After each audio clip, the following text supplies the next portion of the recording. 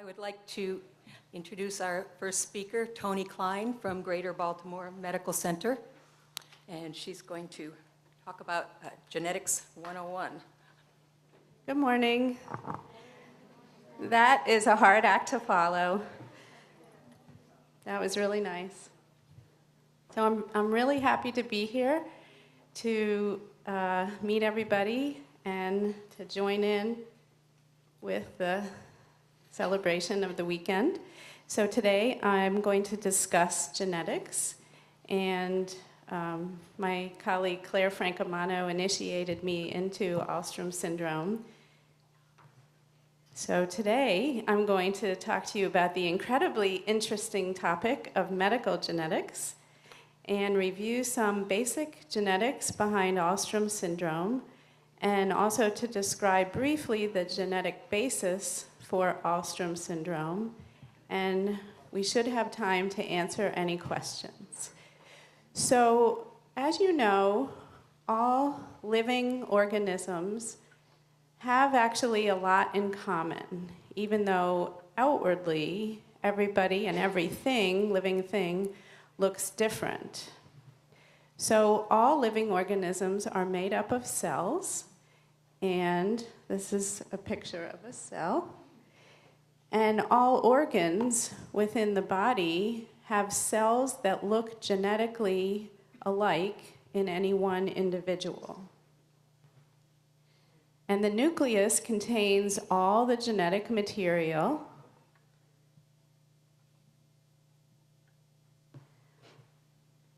And it's kind of like a cell phone directing the cell.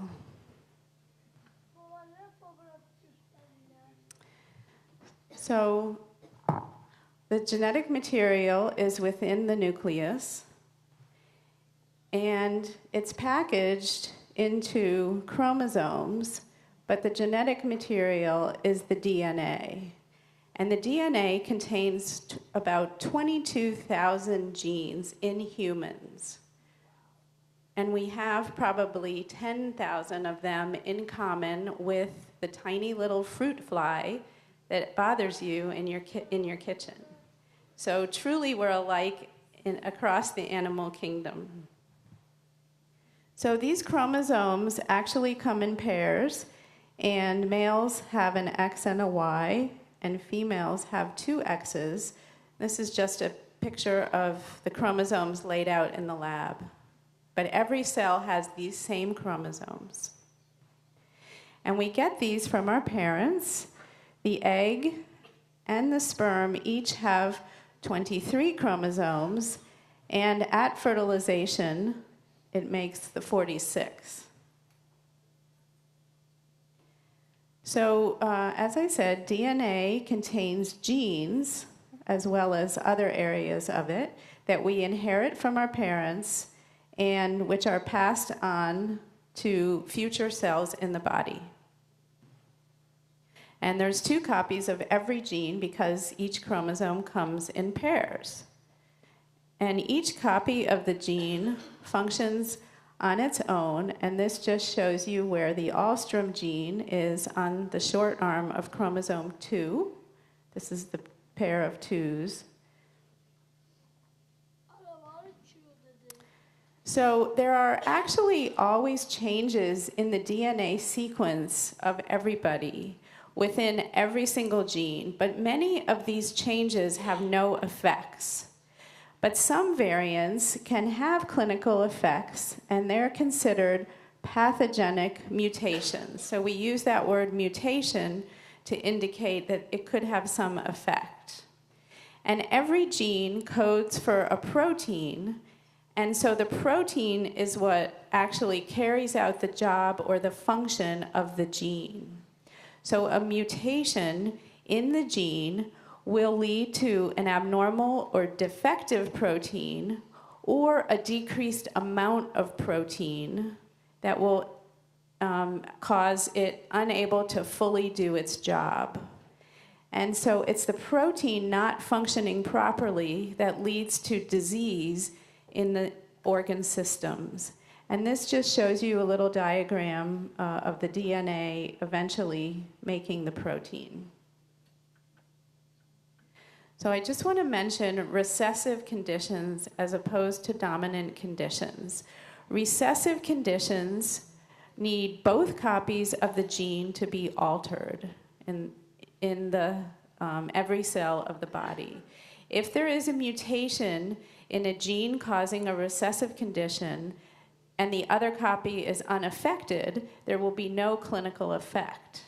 Recessive mutations can only cause disease if both copies of the gene have a mutation, and this is the situation for Alström syndrome.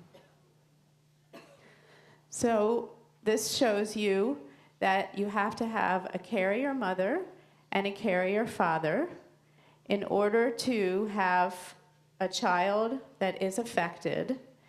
And typically in recessive conditions, you see the condition in a single generation, not multiple generations. So this is just a diagram, assuming this is chromosome 2. This would be a carrier for an Alström mutation, and the other copy of chromosome 2 would not have the Alström mutation. So this is how a carrier parent looks. And I wanted to say that all of us have at least 120 or more mutations in genes that potentially are important. But because they're recessive, we don't actually know that we're carrying them. So an affected individual will have 2 copies of the Alström gene with mutations. So when you're talking about recurrence risks for each child, if we assume this is the mother and this is the father, each parent is carrying a mutation in the Alström gene, and when the egg and sperm get together, there's 4 possibilities of distributing the mutations. And it ends up being 1 in 4 for each pregnancy that a child could have Alström syndrome, or 25%. So just to show you another way, both parents are carriers. There's a 25% chance of a child to have Alström syndrome, and 50% chance for the children to be carriers, and 25% for a child to have neither Alström syndrome nor be a carrier.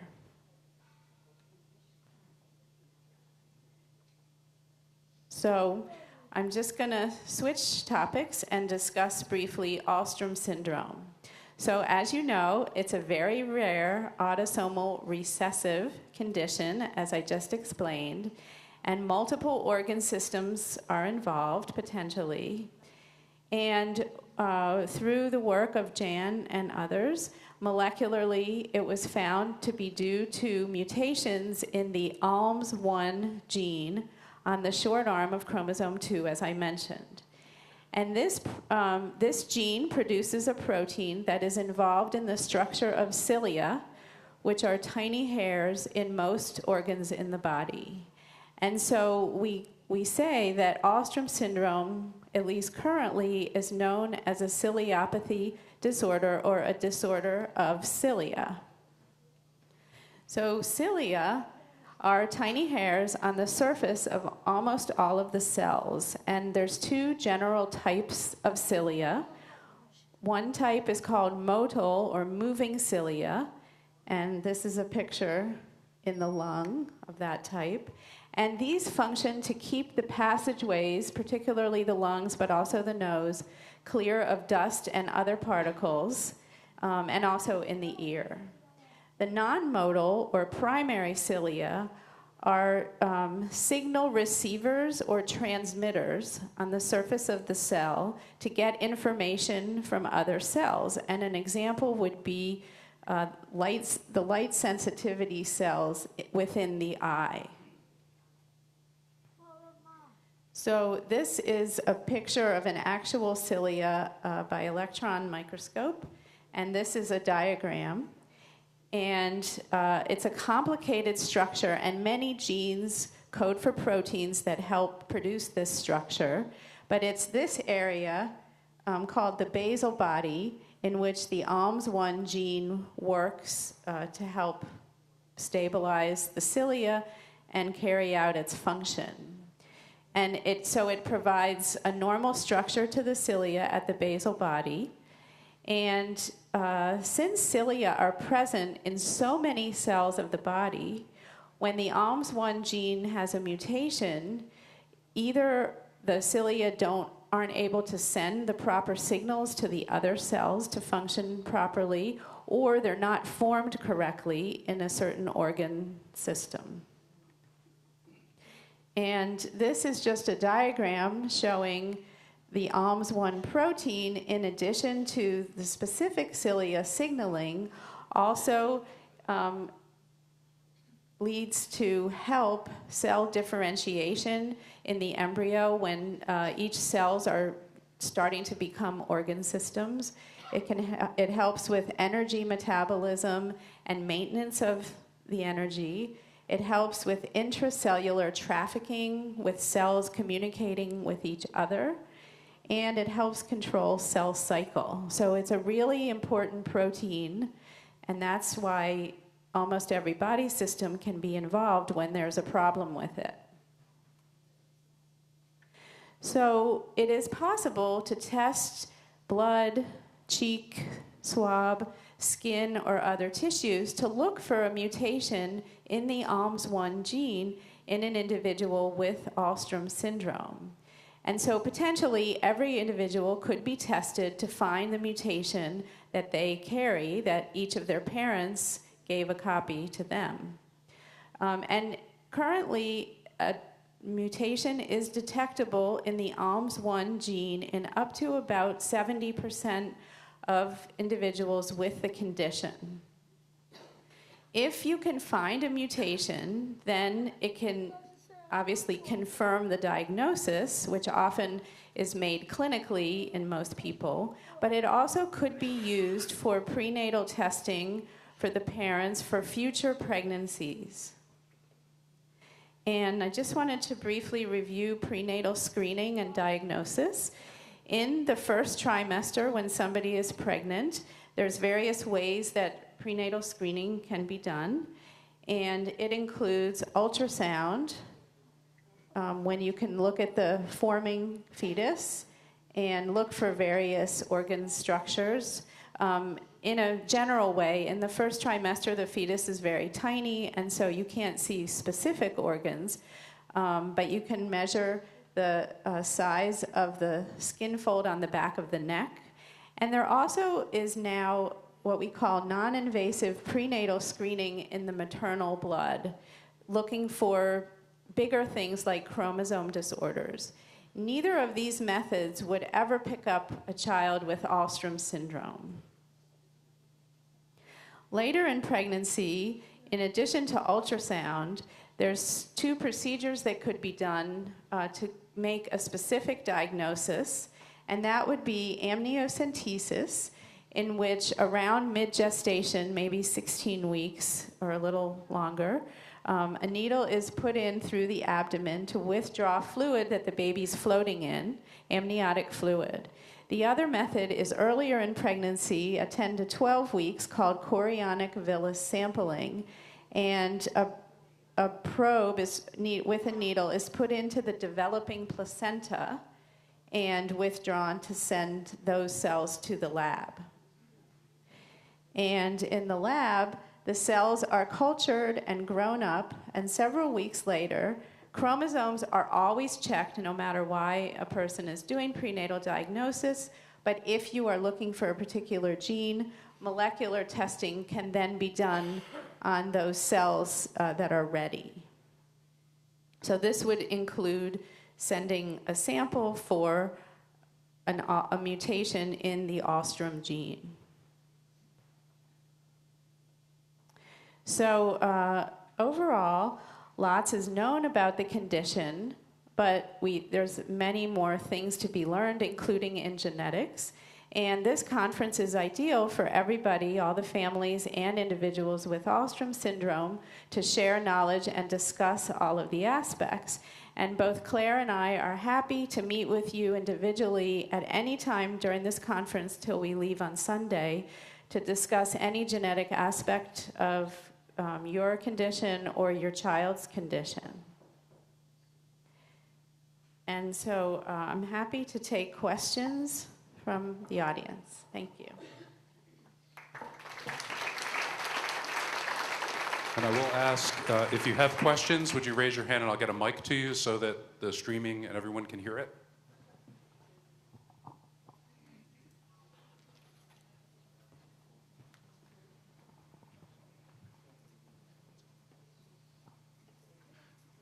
At the beginning of your presentation, you said something about a pathogenic mutation versus a non-medically impacting, but I don't remember what the word was you used for a non-medically impacting mutation.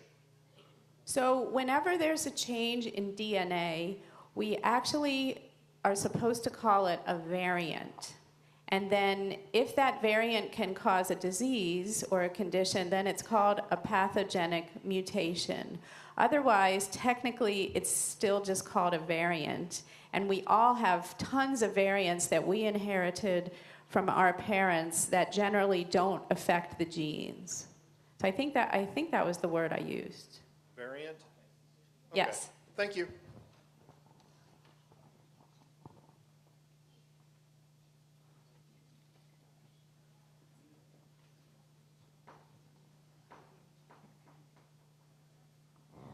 When you send in a culture, do you have to specify what gene or mutation you're looking for out of the 2,000 genes that are on the DNA strand? Okay, good question. Anytime somebody goes for prenatal diagnosis, there's always genetic counseling beforehand, and the genetic counselor would meet with you to find out why you were interested in having it, and they would definitely have to notify the lab about a specific mutation. And it's really helpful if your child has a known mutation to bring that paper, and then that paper also gets sent to the lab so they know exactly what they're looking for. And then if they don't have any past family history or know what they're looking for, is it a process of elimination? Or how do they really, like a general screening and kind of go through each chromosome to see if there's a deviant factor on one of the genes? So when you have prenatal diagnosis, chromosomes are always checked, and there's a certain way to look at chromosomes to look for rearrangements or missing parts or extra whole chromosomes like Down syndrome, and that's a standard procedure. There are newer tests right now that can be done on a molecular basis, but since there's 22,000 genes, unless you have a specific condition that you know about in your family or in a previous child, they can't possibly at this point screen for all those genes. I think that they're starting to do that, and there's now a test called a microarray that I didn't include a picture of, that's on a more detailed basis than chromosomes, and that can be done on request now, and that looks for regions of the chromosomes that contain maybe 2 or 3 up to 12 or so genes to see if they're missing or extra.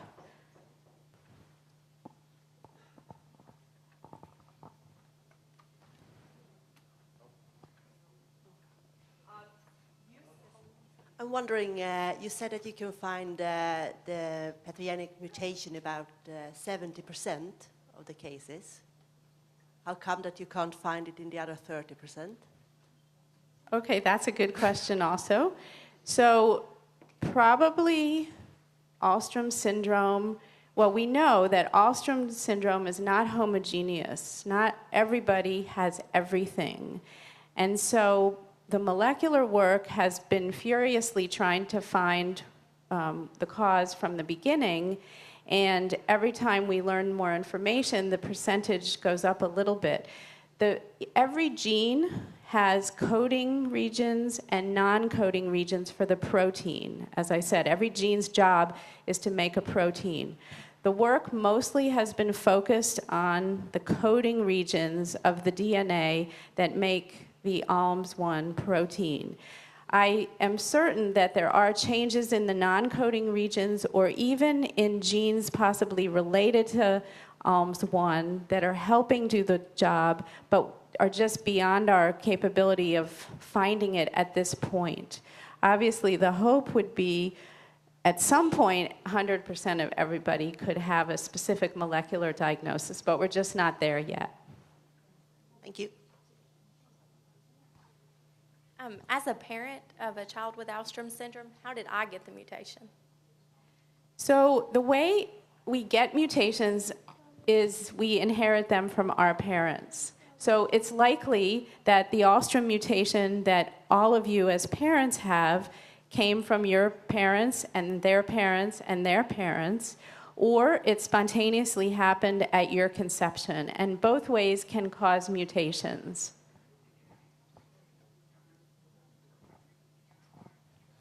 These are all really good questions. Coming to the back. Oh, that was her question. Coming to the front.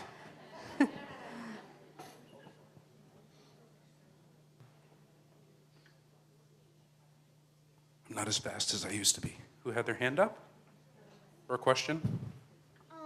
How do you know if someone has heart or kidney problems?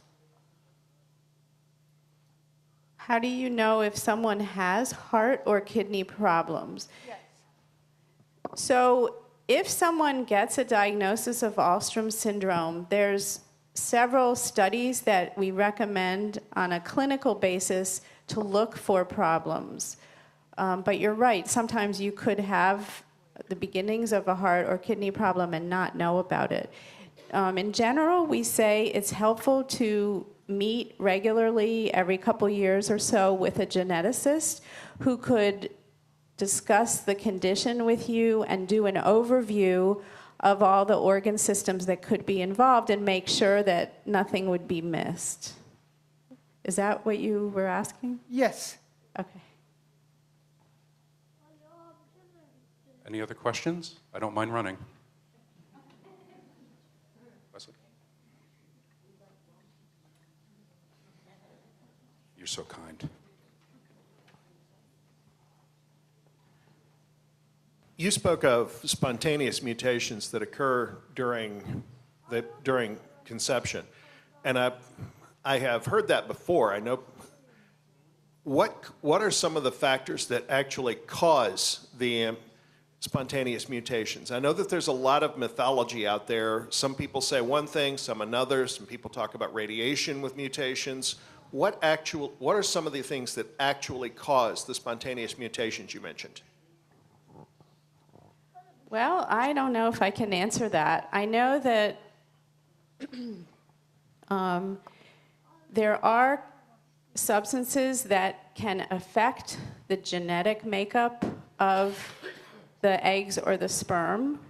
For example, some people said that Agent Orange in Vietnam could cause mutations in sperm cells, or people did say radiation from the atomic bomb could have caused mutations, although both of those things I think ended up not being true. I don't think we really know what goes into it. I think there's so much genetic material. The DNA, if you stretched it out, would be way longer than this room, and there's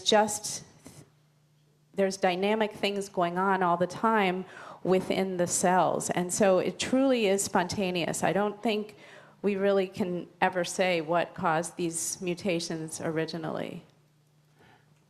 That is probably the best answer anybody could give to my question. Thank you. Thank you. Have they actually discredited the idea that radiation causes the mutations, or is that still a possibility? So from what I learned, when they looked at radiation from the atomic bomb, it was either that fetuses didn't make it at all, that they spontaneously aborted, or that they were fine. It was sort of all or none. They did not find an increase in birth defects following those. There certainly were other effects, like risks for cancer and things like that, but in terms of the genetics, not more than that.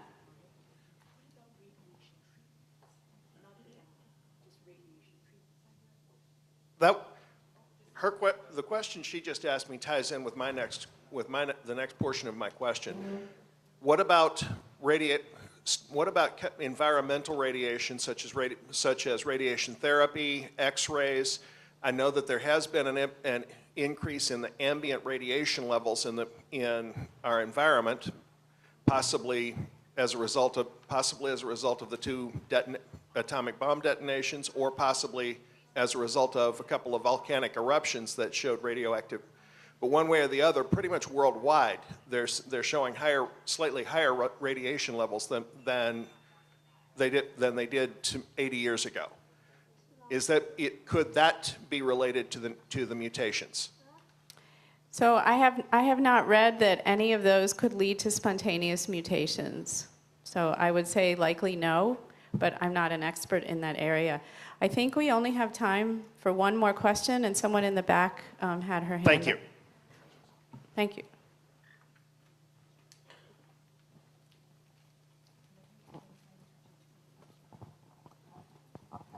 So I just have a question for if an individual presents him or herself with the physical features of Alström syndrome and has many of but goes to the genetic testing and it comes out negative, what do you suggest for those individuals?